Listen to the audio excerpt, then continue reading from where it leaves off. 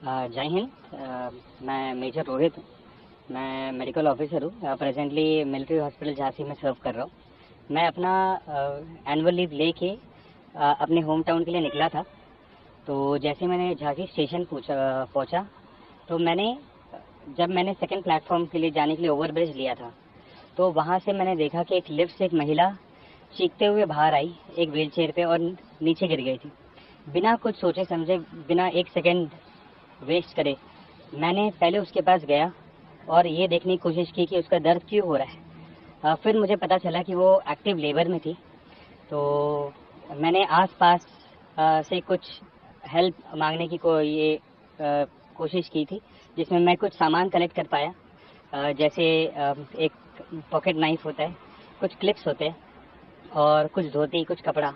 और मैंने उसको जाके पहले पेशेंट को बताया कि आपको कोई भी चिंता होने की ज़रूरत नहीं है, क्योंकि मैं हूँ यहाँ पर और मैं आपको 100% यहाँ से बहुत सेफली लेके जाऊँगा।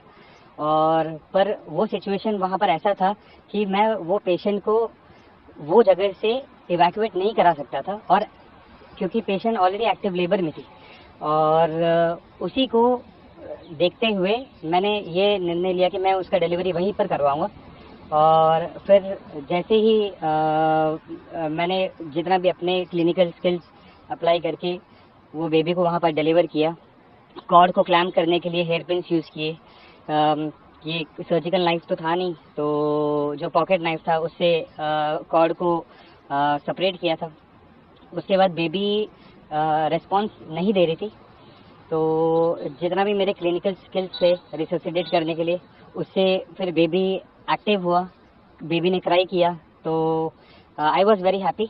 मुझे बहुत खुशी हुई उस चीज़ को देखने। पर माँ अभी भी दर्द में थी, क्योंकि अभी उसका प्लाजेंटा ये डिलीवर हुआ नहीं था। और तो उसी समय के आसपास मैं उनको एब्डोमिनल मसाज दे रहा था और कोशिश यही कर रहा था 10 से 15 मिनट की उसका प्लाजेंटा भी डिलीवर हो जाए। पर ये ना होने के कारण तब तक मेरे पास आसपास से किसी ने ग्लव्स भी लाके दिए, तो ग्लव्स के माध्यम से उनका जो प्लाजेंटा था मैनुअल डिलीवरी करवाया था मैंने। और उसके बाद माँ भी बहुत संतुष्ट थी। माँ बच्चे को देख के बहुत संतुष्ट थी और मैं भी बहुत संतुष्ट था।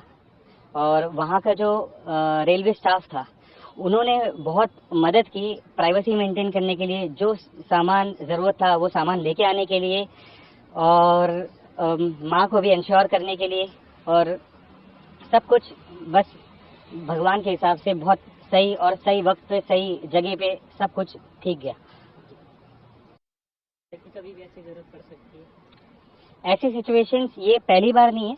मैंने अपने लाइफ में कभी भी जब भी कोई एक्सीडेंट देखा रास्ते में या कहीं पर भी, चाहे मैं ऑन ड्यूटी हो ऑफ ड्यूटी हो, मैंने हमेशा कोशिश की है कि वहाँ जाऊँ, उसको एटलीस्ट प्राइमरी ट्रीटमेंट दो और उसको वहाँ से इवैक्यूएट कराऊँ। और ये पहला इंसिडेंस नहीं है। अगर आपको मोटिवेशन मिलता है कि लोग आर्मी को, देश को फॉलो भी करते हैं, तो अगर आप उस कहानी को हमें बताएं तो ऐसा इंसिडेंट हुआ। एक रीसेंट इंसिडेंट ही है, मिलिट्री हॉस्पिटल झांसी के पास ही। तो जब मैं अपनी ड्यूटी जा रहा था तो वहाँ पर एक एक्सीडेंट हुआ था, जिसमें एक लड़के का ये फिबुला फ्रैक्चर हुआ था और ओपन फ्रैक्चर था और ब्लीडिंग हो रही थी। अब वो तो फौजी था नहीं, तो मैंने इमीडिएटली पहले उसको जाके उसको स्टेबलाइज किया, ब्लीडिंग को रोकने की कोशिश की। और मैंने अपने कमांडर और मेरे सीनियर रजिस्ट्रार से बात करके वो पेशेंट को पहले एमएच लेके आए, उसको पूरा स्टेबलाइज किए। और फिर उसको, जब वो पेशेंट 100% स्टेबलाइज था, फिर उसको गवर्नमेंट मेडिकल कॉलेज में हमने उसको ट्रांसफ़र किए थे। आज आप कैसा एहसास है इसके बारे में? ये मेरे लिए और मेरे फ्रेटर्निटी के लिए, हमारे इंडियन आर्मी के लिए, हमारे एएमसी के लिए बहुत गर्व और बहुत बड़ा चीज़ मैं मानता हूँ इस चीज़ के लिए। और मैं धन्यवाद कहना चाहता हूँ ये इंडियन आर्मी को कि वो ये चीज़ को रिकग्नाइज करते हैं और यही चीज़ एक मोटिवेशन बनती है बहुत सारे लोगों को आर्मी में आके अपने देश की सेवा करने के लिए। इससे पहले वाला जो आपने इंसिडेंट बताया उसके लिए वाला ये मेरा अभी सेकंड सीओएस कमेंडेशन है। इससे पहले वाला कमेंडेशन मुझे हाई एल्टीट्यूड में मिला था। मैंने 2 लोगों की जान बचाई थी। उनको कैजुअलिटी इवैक्यूएशन किया था।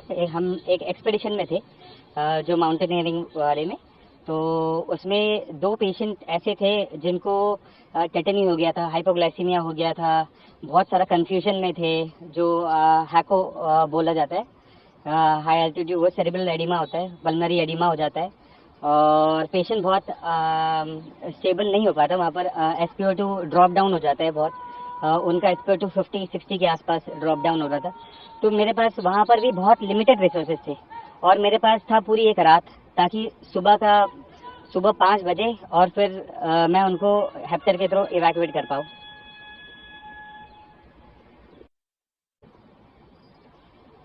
मेरा बस यही है कि आप अपना धर्म अपने देश के लिए कभी भूलना नहीं चाहिए। जो इंसान जो चीज़ में ट्रेंड है और जो चीज़ ये देश के लिए और ये पब्लिक के लिए कर पाए, तो हमेशा बिना कोई चिंतक, बिना कुछ सोचे उनको मदद में पहुंचना बहुत ज़रूरी है।